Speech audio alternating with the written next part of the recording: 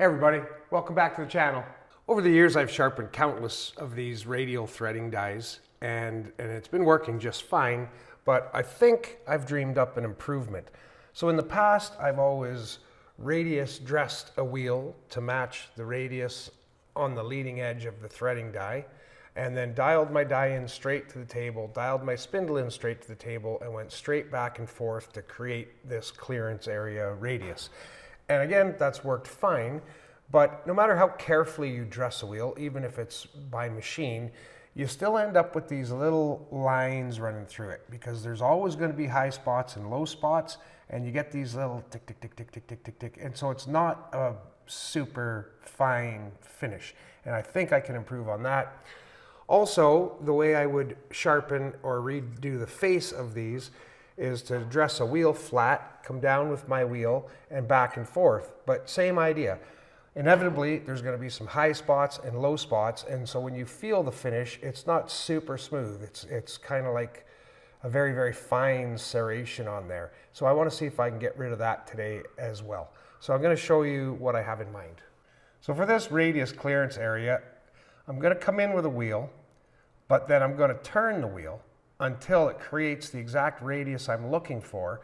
And what'll happen there is any high spots will be continuous across the whole thing. And so instead of seeing this kind of grainy finish here, we're gonna have a nice smooth finish, a finer finish, and I'll show you an example of that over here in the machine where I've been setting it up. So through trial and error, I've learned that offsetting my spindle to 27.5 degrees in this case will give me the exact radius that I'm looking for. And I don't know if we can zoom in here and get a close-up of that, but this is a much, much finer finish than we are getting just by running a wheel straight through. This is actually an incredibly fine finish. So I think that'll help with the cutting action, chip flow, and actually it should wear longer than without doing this. For the flat face, I'm going to take a similar type approach. I'm going to come at that with a cup wheel so that any high spots that inevitably are on here will be present across the whole surface that we're cutting. And it should, again, result in a much finer finish and a much less grain or feel to the finish. I think this is really going to work well. Another thing I hope to accomplish with this cup is, you can see over the years I've been plunging into this over and over again with a square cornered plane wheel, and it's getting kind of silly up in here. Using the cup, I think I'm going to be able to transition this flat into a real nice consistent radius, which is going to be more durable than a sharp corner. It's going to look more professional, and I think I'm going to be much happier with the results. The reason I'm saying 27.5 degrees works perfectly in this case is completely through trial and error, because that is dependent on the diameter of the wheel and the form that is on the wheel before you start.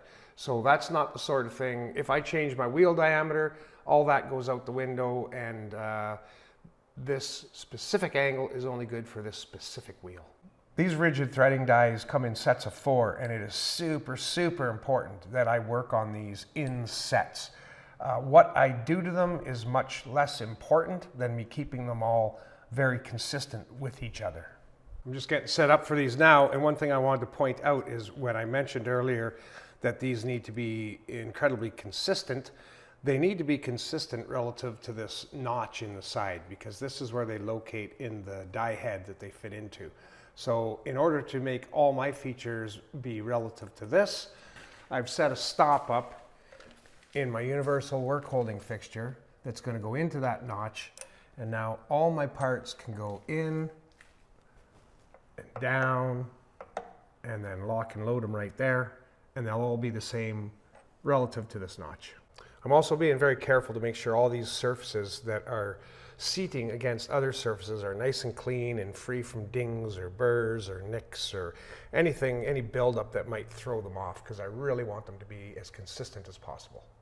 I'm going to take this little piece of hose here, it's fuel line. I'm going to stick that over the head of the clamping screw that's holding my little stopper pin in place, because I do not want to accidentally loosen that. That would mean I'd have to start all over again to ensure, once again, that these are all consistent to each other from that point. As far as dialing these in and getting them ready to go, I want them running perfectly true across this axis.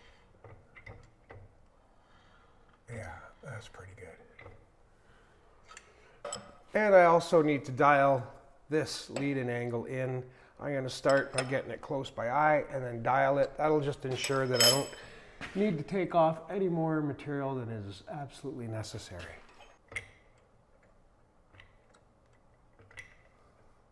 This method I'm doing today is going to take a little longer, and there's a bit more feel, a bit more trial and error involved, but I think it's going to be worth it in the long run. Here's one last look at that grain that was put in here when I did this with my wheel straight on. Now that I'm off at an angle, that grain is going to disappear because any high spot will have licked across the entire surface. However, there is an additional challenge. I need this positioned to the center of my wheel to best pick up the existing here.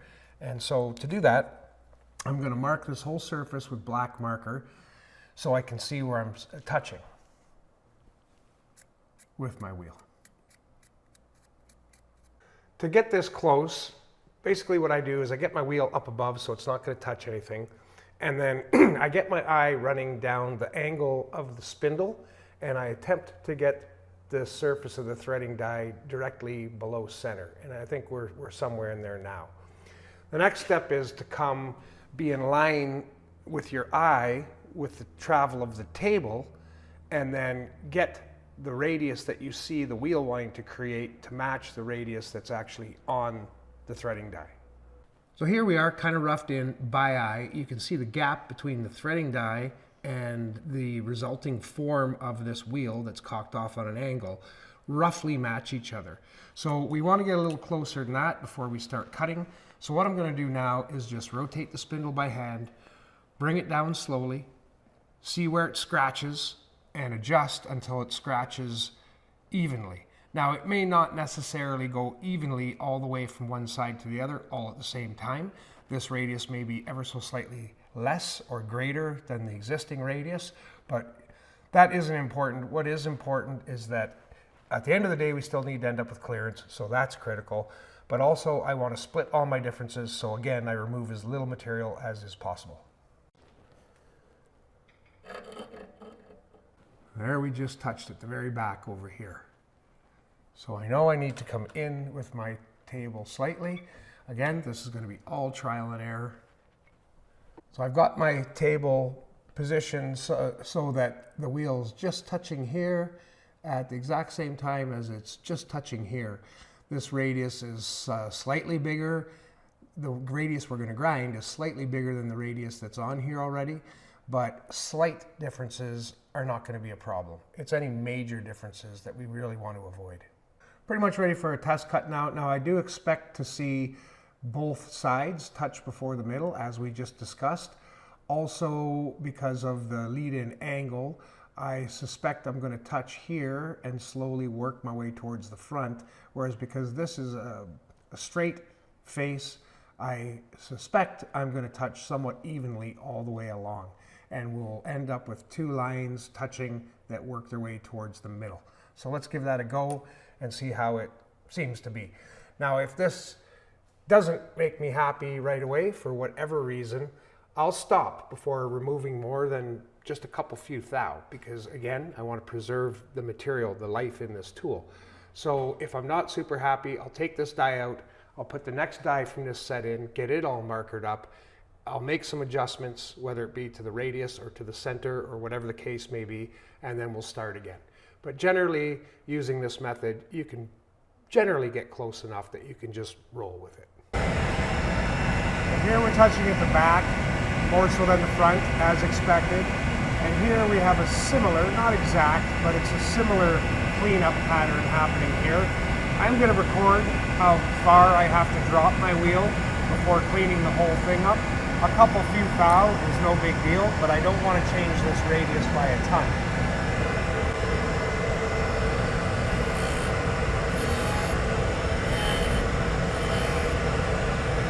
So So in 2 thou, I've managed to completely clean this surface up.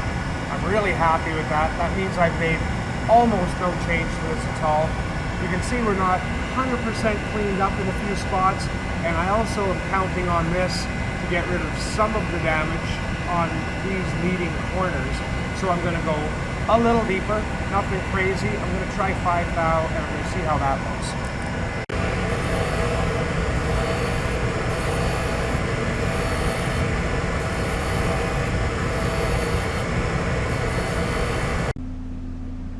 I'm going to go a wee bit further. We still have a decent amount of rounding here, and this is a balance between how much we take off of this radius lead-in and how much we take off of the face. And so what I'm going to try and do is take an appropriate amount off of each surface so that the damage disappears, or nearly disappears, with the least material removed as possible.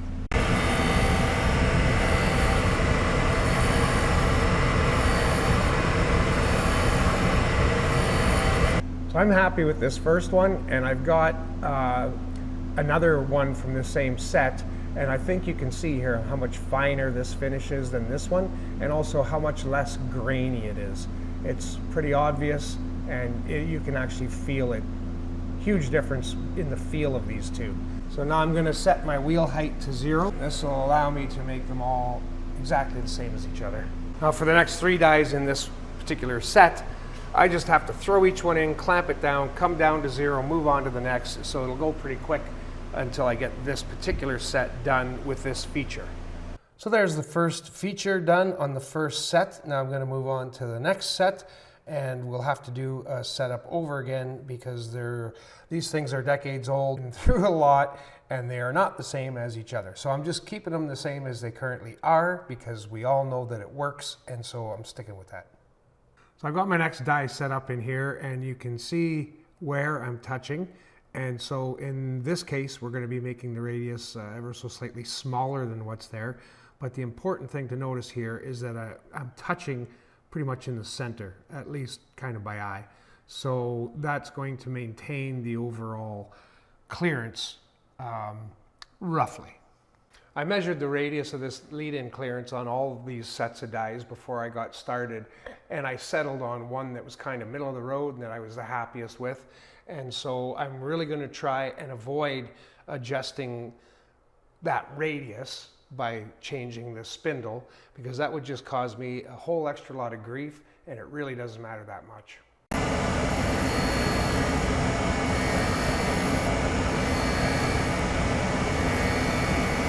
So here's a good example to share with you all.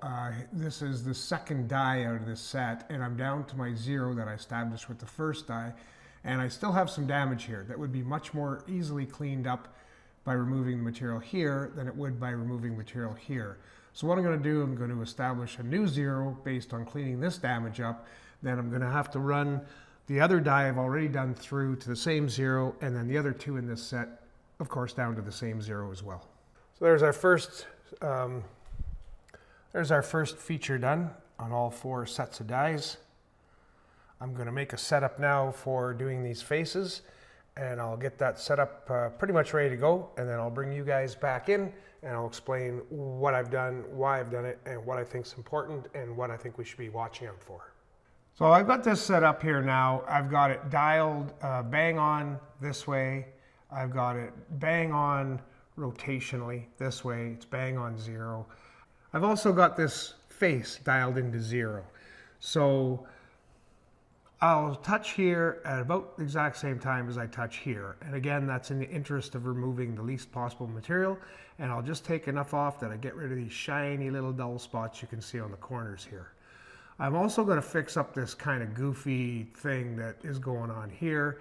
And if I bring my wheel in a little and you take a look over here, you can see that as I come in, I'm going to be removing that step, turning it into a radius, and then cleaning up my face.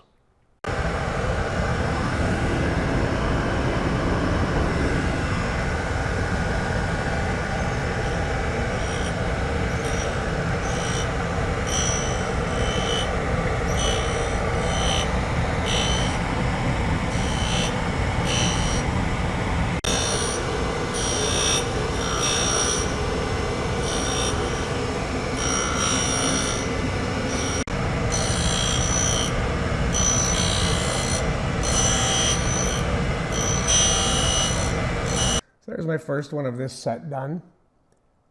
And you're getting a lot of crazy glares there, but the bottom line is this surface here is super nice and flat, and it's free from that sort of grain that again we have over here.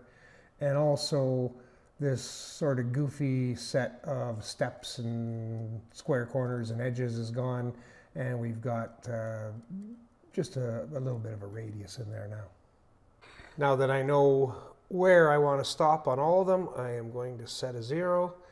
Just finished cutting this one, so I'm going to go one rotation in, and that way I know when I come back out, the next time I get to 0, that's going to be where I want to stop. That's the first set of 4 dies done on this face. Now I'm getting set up to do the next set, and there's quite a bit different angle on the face of this one, so I'm going to get the existing angle running nice and true. Again, the reason for this is I'll remove the least amount of material, and we know these worked great when they came to me, so I'm keeping them as close as I can to the way they arrived here.